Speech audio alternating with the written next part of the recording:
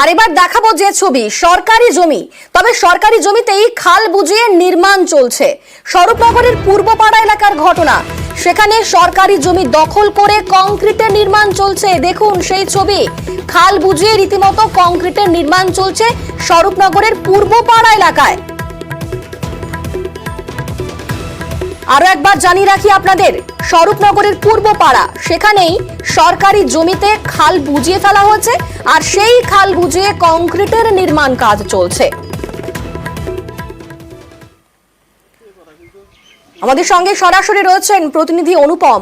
অনুপম, সরকারি জমি দখল করে ফেলা হয়েছে এবং তারপর কংক্রিটের নির্মাণ কাজ চলছে, ছবি আমরা দেখতে পেয়েছি। তবে কারা সেই কাজ করছে, কি কি অভিযোগ উঠে আসছে?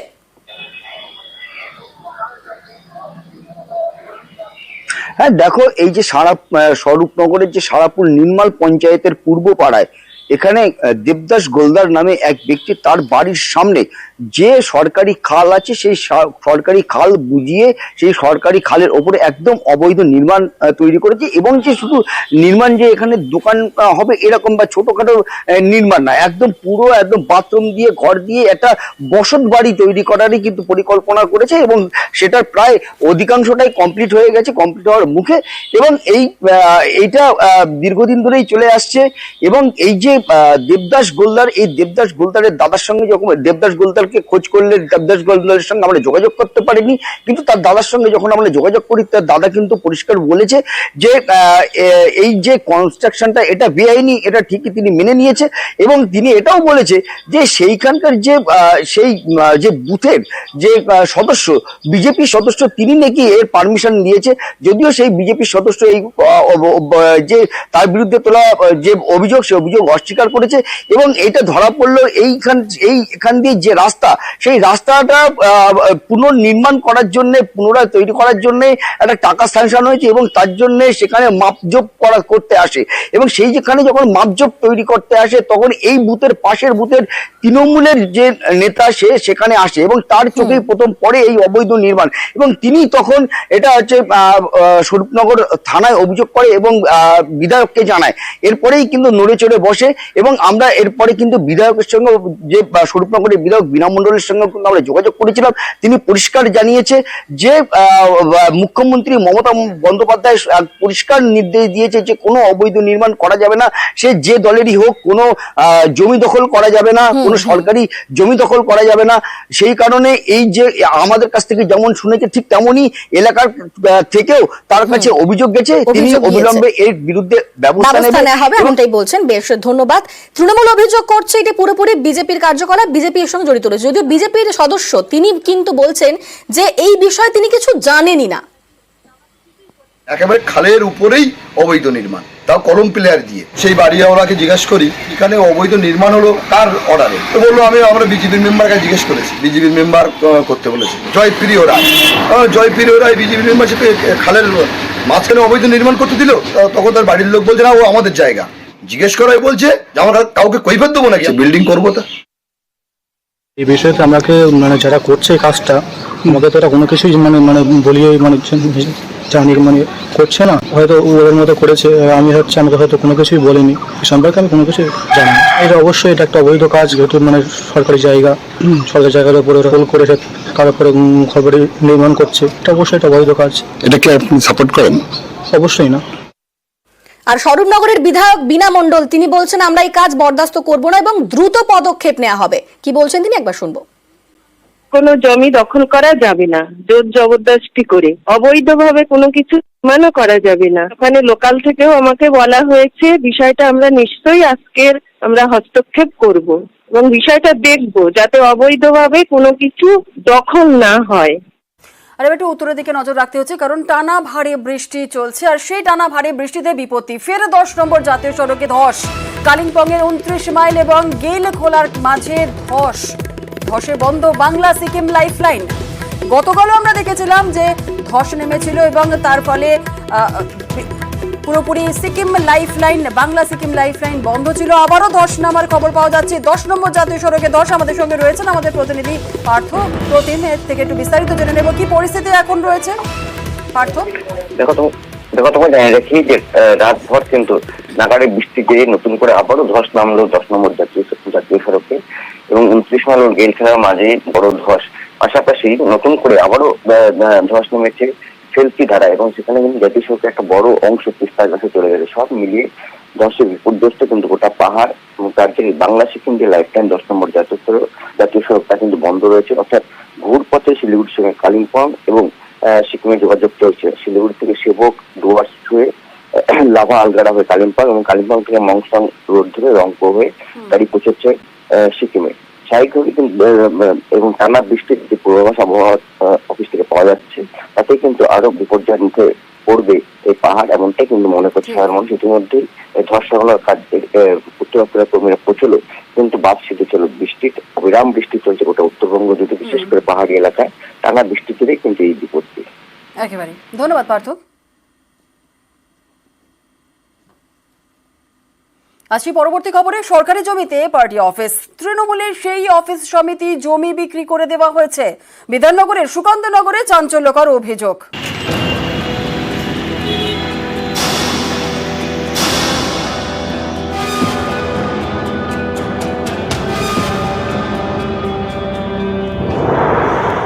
বিধাননগর পুরসভার ৩৫ নম্বর ওয়ার্ড, এখানকার সুকান্তনগরের নবপল্লীতে সরকারি জমির উপরে তৃণমূলের পার্টি অফিস রয়েছে। অভিযোগ, পার্টি অফিস সমেত এই জমি প্রমোটারকে বিক্রি করে দেওয়া হয়েছে। কার্তিক মাকাল, সুজিত মোদক সহ বেশ কয়েকজন স্থানীয় তৃণমূল কর্মীর বিরুদ্ধে জমি বেচে দেওয়ার অভিযোগ। তৃণমূল কংগ্রেসের যে কার্যালয়টা দেখতে পাচ্ছেন, এটাও সরকারি জমির ওপর আছে। কার্তিক মাকালে প্রথম একটা বেড়া দিয়ে দরমার কাটি দিয়ে একটা ঘর করে, এটা হচ্ছে একটা পরিকল্পনা। সে যে কোনো রাজনৈতিক দলেরই হোক, এখানে সরকারি জমি লুট করতে দেব। অভিযুক্ত টিএমসি কর্মীদের সঙ্গে বারবার যোগাযোগের চেষ্টা করা হয়েছে, কিন্তু যোগাযোগ করা যায়নি। অরূপ চক্রবর্তী, নিউজ 18 বাংলা।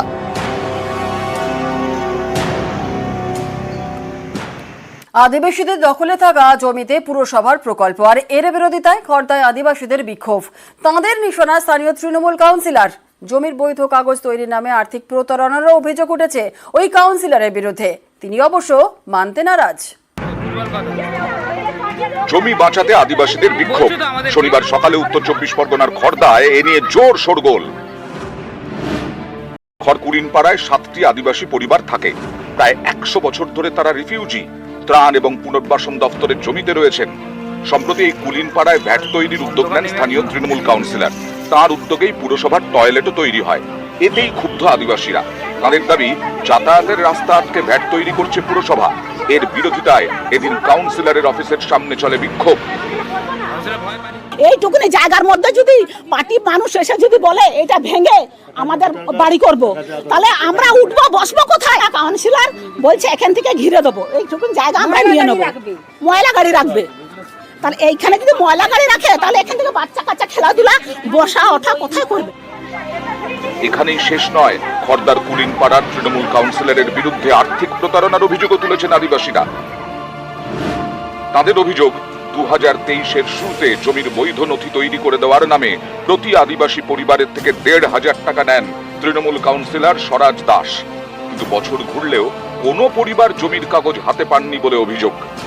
কাউন্সিলর বলেছিল আমাদের একটা ব্যবস্থা করে দেবে, তার জন্য তাকে আমরা 1,500 টাকা করে দিয়েছি। তো সে তো কাগজ পাইনি আমরা, আর হচ্ছে সে কাগজ পাইনি বলে আমরা কোন রকম ফেসিলিটিও পাইনি। না, কিচ্ছু ভুল না, কিচ্ছু ভুল না। অভিযোগ করছে আমি না, এটা পৌরসভা প্রজেক্ট, পৌরসভা প্রজেক্ট, পৌরসভা আমি কোনো কিছু নেই। 1,500 টাকা করে দিচ্ছেন, হ্যাঁ 1,500 টাকা করে নিচ্ছেন কাগজপত্র করার জন্য, এখনো কাগজপত্র টাকাও পাই। এইসব ফালতু কথা, আমি ওইসব জানি না, এসব উস্কানিমূলক কথা। আমরা লোক পাঠিয়েছিলাম, পাঠানোর পরে তারা বলেছিল যে ওখানে 8 ফুট জায়গায় যাতায়াতের অসুবিধা হবে না। পরবর্তী সময় ওরা এসে বলে যে না দিদি, আমাদের ঘরের থেকে বারান্দা নেই, আস্তে আস্তে আমাদের পরিবার বড় হচ্ছে। যদিও এটা আরআরের ল্যান্ড, এটার মধ্যে ওরাও 100 বছর ধরে এই পরিবারগুলো বাস করে এবং ওদেরও কোনো কাগজপত্র নেই। এখন আপাতত কাজটা বন্ধ আছে। আমরা যা হবে ওদের সাথে আলোচনা করেই কাজ হবে, সেরকম হলে অন্য জায়গায় আমরা করব। খড়দা থেকে সুবীর দে, নিউজ 18 বাংলা। কোচবিহারে আরও একটি পঞ্চায়েত দখলের পথে ঘাসফুল। বিজেপি পরিচালিত তুফানগঞ্জের বারকোদালি 2 নম্বর গ্রাম পঞ্চায়েত। এখানকার পঞ্চায়েত প্রধান যোগ দিলেন তৃণমূলে। গত বছর 9টি আসন পেয়ে পঞ্চায়েত গঠন করে বিজেপি। তৃণমূল পায় 7টি আসন। পঞ্চায়েত প্রধান দলবদল করায় এখন 2 দলের সদস্য 8 জন। দ্রুত এই পঞ্চায়েত দখল করবে তৃণমূল দাবি নেতৃত্বের। পঞ্চায়েত প্রধানকে পাল্টা অপহরণের অভিযোগ বিজেপি বিধায়কের। যেহেতু আমাদের এই পশ্চিমবঙ্গে আর কি বিজেপি আসতে পারবে না, ঠিক আছে, এবং আমি যে গ্রাম পঞ্চায়েতের প্রধান আর কি, আমি চাই বর্তমান যে সরকার আছে অর্থাৎ আমাদের মানুষের সরকার মমতা ব্যানার্জি, তার যে উন্নয়নমূলক যে কাজকর্ম আর কি, সেই কাজকর্মগুলো আমি আমার গ্রাম পঞ্চায়েতের যে সাধারণ যে লোক আছে আর কি, তাদের মাধ্যমে পরিষেবা দিব আর কি। তাকে অপহরণ করা হয়েছে মানসাই থেকে। এফআইআর তার বউয়ে করেছে। জোর করে তৃণমূল কংগ্রেসের পতাকা হাতে দেওয়া হয়েছে। তৃণমূল তো অনেক কিছু হুমকি টুমকি দিয়েছে। এই যে নক্কারজনক ঘটনা তারা ঘটিয়েছে, আমি এর তীব্র ধিক্কার জানাই। বাবলুকে পেয়ে আমরা আপ্লুত এবং তাকে আমরা দলের কাছে এবং এখানকার যে মানবিক সহায়তা প্রকল্পগুলো মাননীয় মুখ্যমন্ত্রীর আছে, সেগুলো যাতে এই গ্রামের সব বুথের মানুষ পায়, সেই বিষয়টা উনি পূর্ণ সময়কাল ধরে দেখবেন। গত বছর বর্ষায় ব্রিজে ধস নেমেছিল পুরুলিয়ার বেলডি ব্রিজে। 1 বছরেরও সারানো হয়নি বিপজ্জনক ব্রিজ। ঝুঁকি নিয়ে যাতায়াত চলছে বিপজ্জনক বেলডি ব্রিজে। ফের বর্ষার মুখে আতঙ্কে আরশা।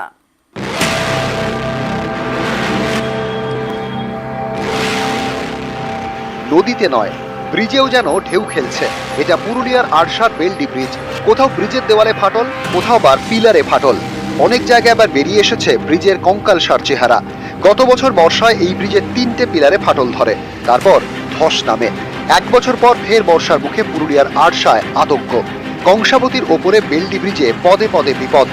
এরই মধ্যে বিপজ্জনক ব্রিজে চলছে ঝুঁকির যাতায়াত। এভাবে আশা করতে হচ্ছে বাধ্য। তো যেগুলো তুমি ভেঙে যাও, তো কি করবেন? কোনো করার নেই, আমরা কোথায় যাবো বলুন? না জানি তো আমাদের কোনো অভিজ্ঞতা নাই, যাতে বাধ্য। এবার কতদিন ধরে পড়ে আছে এখন? 1 বছর হয়ে গেল। পুরুলিয়া শহরের সঙ্গে প্রায় 30টি গ্রামের যোগাযোগের বড় ভরসা এই বেলডি ব্রিজ। ঘুরপথে প্রায় 30 থেকে 40 কিলোমিটার ঘুরতে হয়, তাই বিপজ্জনক বেলডি ব্রিজ পেরিয়ে রোজ কয়েক হাজার লোক যাতায়াত করেন। গত বছর পিলারে ধস নামলে ব্রিজে যাতায়াত বন্ধ করে প্রশাসন, কিন্তু ব্রিজ সারানো হয়নি। বিপজ্জনক ব্রিজে যাতায়াতও বন্ধ হয়নি। গত বর্ষায় ভেঙেছিল, তারপরে একবার এসেছিল এখানে আপনার কি করতে এসেছিল, তারপরে এখনো এই ব্রিজটা আর কোনো কাজকর্ম এখন বুঝাচ্ছে না, বুঝতে পারছি। আপনারা জানেন যে দুর্ঘটনা ঘটতে পারে, তাও আশা করছেন কি করব, বাধ্য হয়ে কোনো উপায় নেই। কত মানুষ যাতায়াত করে? মোটামুটি এটাই 1000 লোক। দ্রুত বেলডি ব্রিজ সারানোর দাবি তুলেছে আরশা। বিপদ বুঝেও আশার আলো দেখাতে পারছে না পুরুলিয়া জেলা পরিষদ। যেহেতু নিউ কনস্ট্রাকশন এখন সম্ভব নয়, যেহেতু বর্ষা আসছে, সে রিপেয়ারিং এর ব্যবস্থা যদি হয় সেটাও আমরা ভেবে চিন্তা করে দেখছি। আবার আমরা অন্যান্য ডিপার্টমেন্ট থেকে কথাও বলা হয়েছে, সেখানে আমাদের কিছু টেকনিক্যাল প্রবলেমের জন্য আমাদের এখন ইমিডিয়েট করতে পারছি না। তো আমরা দেখে নিচ্ছি যদি সাময়িকভাবে কিছু করা যেতে পারে। পুরুলিয়া থেকে ইন্দ্রজিৎ মণ্ডল, নিউজ 18 বাংলা।